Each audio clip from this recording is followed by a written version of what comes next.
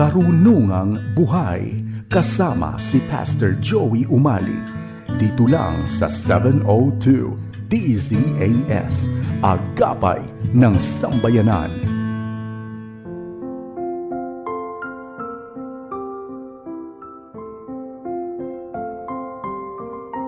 Pastor Joey Umali, samahan mo kami rito sa Karunungang Buhay.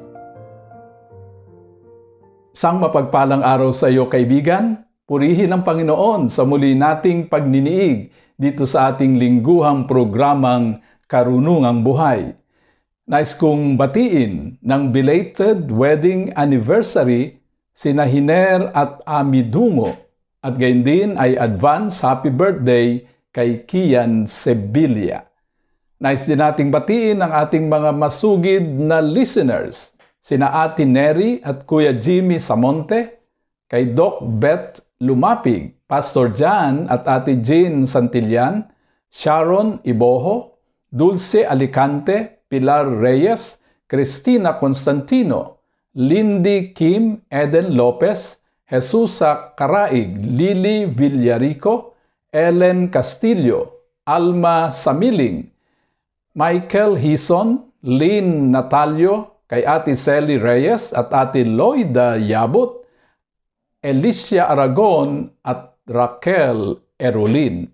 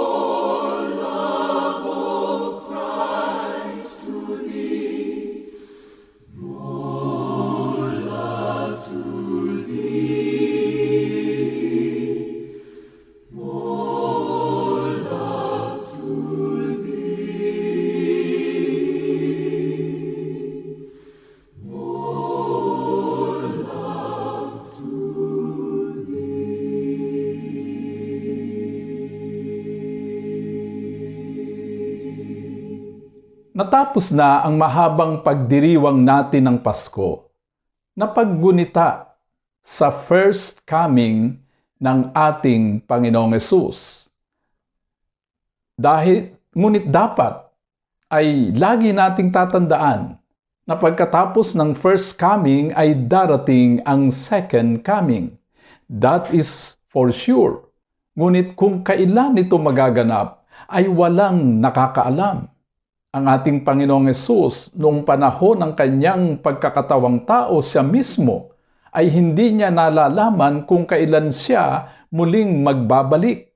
Tanging ang Diyos Ama lamang ang nakakaalam.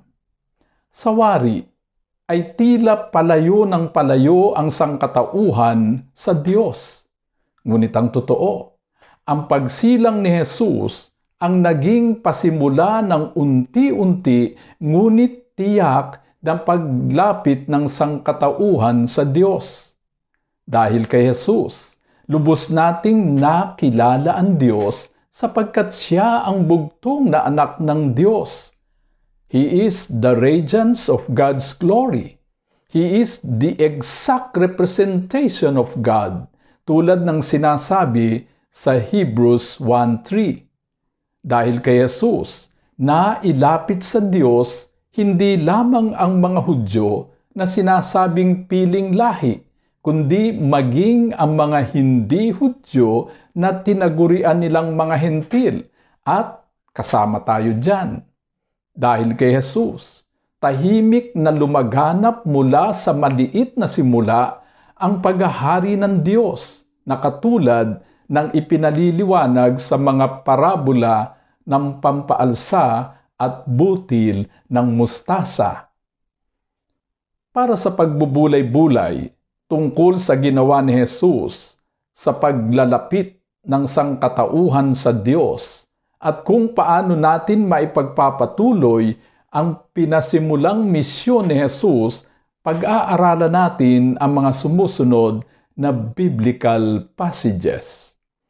Unang biblical passage, ang Isaiah 61:1-3 na ganito ang wika. Ikaw ay bumangon, magliwanag ka, sapagkat ang iyong liwanag ay dumating at ang kaluwalhatian ng Panginoon ay sumikat sa iyo. Sapagkat narito, tatakpan ang lupa ng kadiliman at ng makapal na dilim ang mga bayan. Ngunit ang Panginoon ay sisikat sa iyo at ang kanyang kaluwalhatian ay makikita sa iyo. Ang mga bansa ay paruroon sa iyong liwanag at ang mga hari sa ningning ng iyong pagsikat. Ito'y propesiya ni Isaias tungkol sa Jerusalem, ang lugar na sinilangan ni Jesus. Sapagkat sa Bethlehem, sa siyudad ng Jerusalem, isinilang ang Mesyas, dumating sa Jerusalem ang liwanag at kaluwalhatian ng Diyos. Isa pang propesiya tungkol sa Bethlehem ang nasusulat sa Mika 5:2, at ito ay sinipi sa Mateo 2:6 na ganito ang wika. At ikaw, Bethlehem, sa lupain ng Huda, sa anumang paraan ay hindi ka pinakamaliit sa mga pangunahing bayan ng Huda, sapagkat sa iyo manggagaling ang isang pinuno na magiging pastol ng aking bayang Israel. Katulad ng Bethlehem, dahil sa kaugnayan natin kay Jesus, magliliwanag din at magniningning ang ating buhay upang mailapit ang tao sa Diyos. Hindi na ang ating sarili ang makikita ng tao, kundi ang kaningningan ni Jesus. Si Jesus ang ilaw ng sanlibutan, ngunit dahil sa pagsunod at dahil sa kaugnayan natin sa Kanya, ay nagiging ilaw rin tayo na nagbibigay liwanag sa madilim na sanlibutan. Wika ni Jesus sa Mateo 5:14-16. Kayo ang ilaw ng sanlibutan. Ang isang lunsod na nakatayo sa ibabaw ng isang burol ay hindi maitatago. Hindi nila sinisindihan ng isang ilawan at inilalagay sa ilalim ng isang takalan, kundi sa talagang patungan at nagbibigay ng liwanag sa lahat ng nasa bahay. Paliwanagin ninyo ng gayon ang inyong ilaw sa harap ng mga tao upang makita nila ang inyong mabubuting gawa at luluwalhatiin nila ang inyong Ama na nasa langit. Ang propesya ni Mikas na nagsasabing, at ang mga bansa ay paruroon sa iyong liwanag at ang mga hari sa ningning ng iyong pagsikat ay nagkaroon ng katuparan sa ikalawang biblical passage na ating pagbubulay-bulayan, ang Mateo 2:1-2 na ganito ang nasusulat. Nang Ipanganak si Jesus sa Bethlehem ng Judea sa kapanahunan ng haring si Herodes. May mga pantas na lalaki mula sa silangan na dumating sa Jerusalem na nagtatanong, nasaan ang ipinanganak na hari ng mga Hudyo? Sapagkat nakita namin ang kanyang bituin sa silangan at naparito kami upang siya'y sambahin. Ang mga ito'y may mataas na pinag-aralan at katungkulan sa bansang kanilang pinanggalingan. Ayon sa mga church historians, doon sa silangan ay sila ang nagpakilala kay Jesus at bunga nito'y naglapit sa mga tao sa Diyos. They were the first evangelists from the Far East. Tulad ng tatlong pantas o tatlong hari, bilang tagasunod ni Jesus ay inaasahan din sa iyo ang mga sumusunod. Kailangang handa mong iwan ang iyong comfort zone upang sumaksi tungkol kay Jesus. Paglabanan ng hiya, takot at pangamba. Hinarap ng tatlong pantas ang panganib ng malayong paglalakbay, tulad ng matinding pagod at panganib ng pagsasamantala ng mga tulisan. Sa ngayon, ang kalaban mo lamang ay ang posibleng pagkutya ng kapwa o rejection ng mga taong iyong sasaksihan. Hindi ka muna kinakailangang lumayo. Simulan mo ang pagsaksi sa mga taong malapit sa iyo, mga kaibigan, kakilala, kay schoolmates, kapitbahay, kanegosyo, katrabaho. Start from your own Jerusalem. Higit na mahalaga ang malinis mong buhay kaysa tamis ng iyong dila sa pagsaksi tungkol kay Jesus. Hindi mo kailangang maging Bible scholar o kaya'y maging magaling na preacher. The testimony of your life is the most powerful sermon.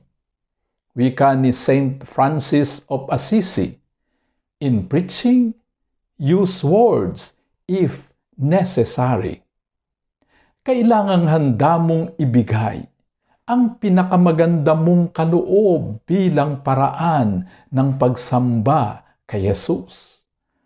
Ang tatlong pantas ay nagkaloob ng ginto, kamanyang at mira bilang simbolo ng pagsamba nila sa isang hari, Panginoon at tagapagligtas. Minsan, isang lalaking lumpo ang humingi ng limos kina Juan at Pedro. Ganito ang sinabi ni Pedro sa lumpong ito ayon sa Gawa 3:6. Wala akong pilak at ginto, ngunit ang nasa akin ay siya kong ibinibigay sa iyo. Sa pangalan ni Jesucristong taga Nazaret, tumayo ka at lumakad. Ang hihingin sa iyo ni Jesus upang ipaglingkod sa Kanya bilang pagsamba ay ang nasa iyo na. Maaaring ang iyong presensya, ang iyong kakayahan, ang iyong oras, ang iyong talento sa pag-awit, pagtuturo, pamamahala, pagkakaloob, at marami pang iba. Nang isugo ng Diyos si Moises upang pangunahan ang mga Israelita sa pagtakas mula sa pagkaalipin sa Ehipto, sinabi ni Moises na hindi siya paniniwalaan ng mga tao. Tinanong siya ng Diyos kung ano ang nasa kanyang kamay. Tungkod. Yun lamang ang nasa kamay ni Moises bilang isang pastor. Hindi tabak o anumang armas, kundi isang karaniwang tungkod lamang. Ganito ang sinabi ng Diyos kay Moises ayon sa Exodo 4:3. Kanyang sinabi, ihagis mo sa lupa. Kanyang inihagis ito sa lupa at ito'y naging isang ahas. Ang ahas ay sagisag ng kapangyarihan. Anumang nasa iyong kamay, gaano man ito kaliit, kapag dinala mo sa Panginoon at ipinaglingkod mo sa Kanya'y nagkakaroon ng kapangyarihan, ang ordinary ay nagiging extraordinary, ang maliit ay nagiging malaki, ang kakaunti ay nagiging marami. Kailangan maging matalino kang tulad ng ahas at maamong tulad ng kalapati, gaya ng tagubili ni Jesus sa Mateo 10:16. Ngayon, sinusugo ko kayong tulad ng mga tupa sa gitna ng mga asong gubat, kaya't maging matalino kayong gaya ng mga ahas at maamong gaya ng mga kalapati. Inutusan ni Haring Herodes ang 3 pantas na kapag natagpuan nila ang isinilang na Mesyas ay magbalik sila sa kanya upang siya rin ay makasamba. Ngunit ang talagang balak ni Herodes ay patayin ang sanggol. Naging matalino ang 3 pantas. Hindi nila binalikan si Herodes. Sa halip ay nag-iba sila ng landas. Pag-isipang mabuti ang gagawing paglilingkod bilang paraan ng pagsamba sa Diyos, sapagkat kung hindi pag-iisipang mabuti ay baka makasama pa kaysa makabuti, baka makapagpalayo pa sa mga tao sa Diyos kaysa makapagpalapit. Magandang alituntunin ang tinatawag na 3 Simple Rules of Life ni John Wesley. Do no harm, do good, stay in love with God. Ang ikatlo at panghuling biblical passage ay ang Efeso 3:5 at 6 na ganito ang wika. Sa naunang mga salinlahi ay hindi ito ipinaalam sa mga anak ng mga tao na gaya ngayon na ipinahayag na sa kanyang mga banal na apostol at propeta sa pamamagitan ng Espiritu na ang mga hentil ay mga kapwa tagapagmana at mga bahagi ng iisang katawan at mga kabahagi sa pangako kay Kristo Jesus sa pamamagitan ng Ebanghelyo. Sisimulan mong abutin upang ilapit sa Diyos ang iyong Jerusalem, ang mga taong pinakamalapit sa iyo. Ngunit hindi dito hihinto ang iyong pagsaksi.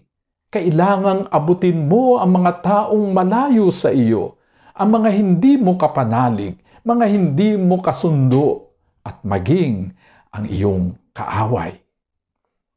Ang inaabot ng grasya ng Diyos ay hindi lamang ang mga Hudyo, kundi maging ang mga hindi Hudyo.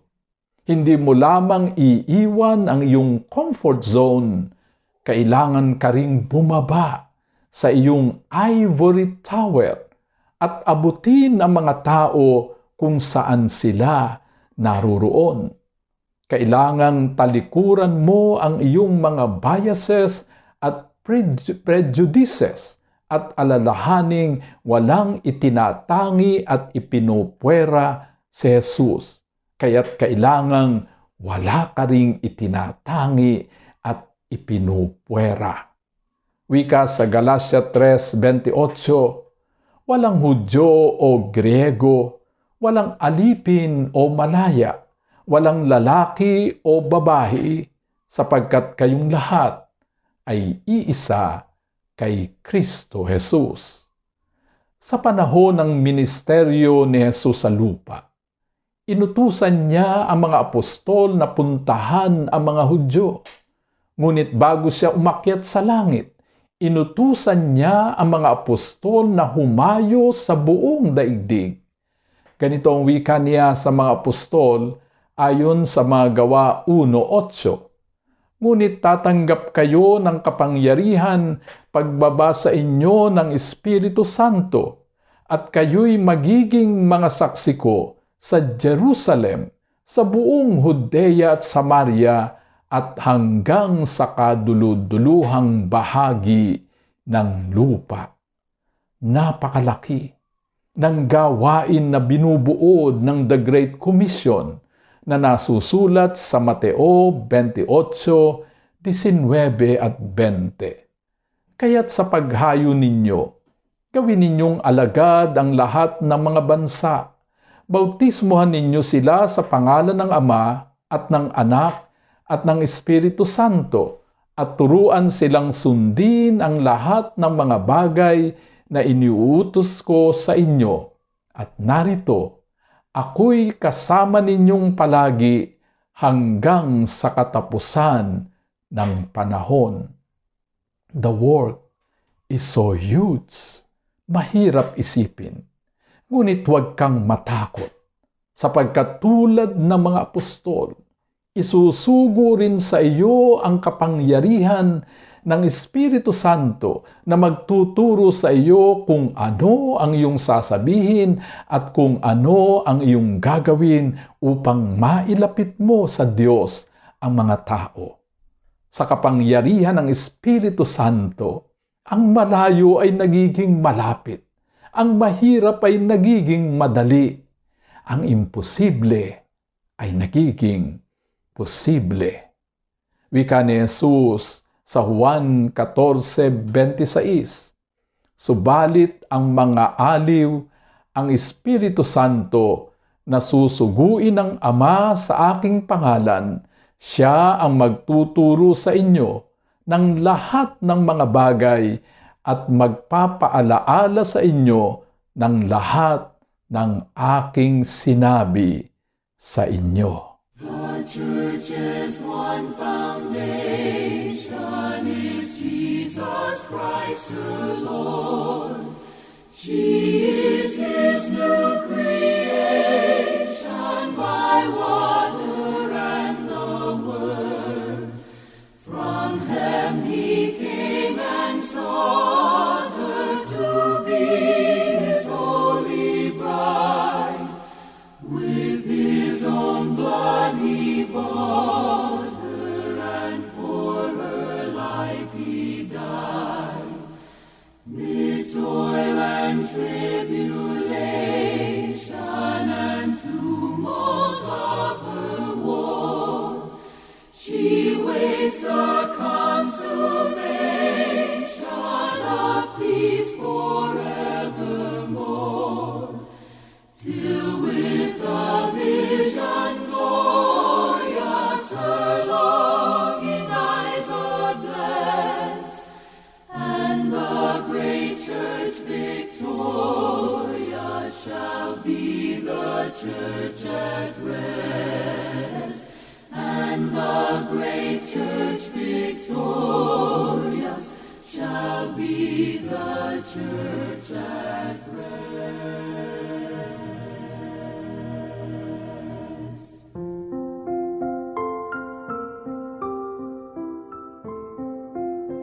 Tayo'y manalangin.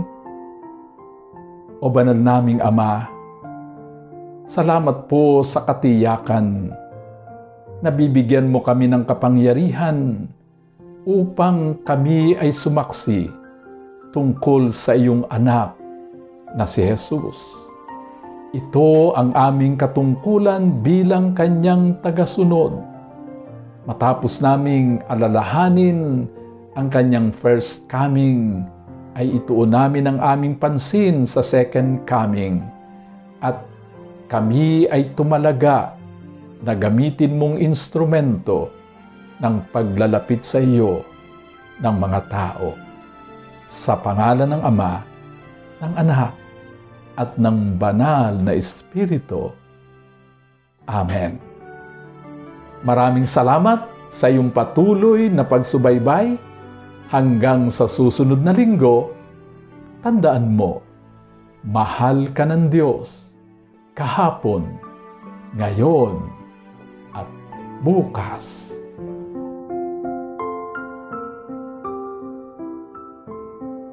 Pastor Joey Umali, nagpapasalamat sa iyong pakikinig dito sa Karunungang Buhay.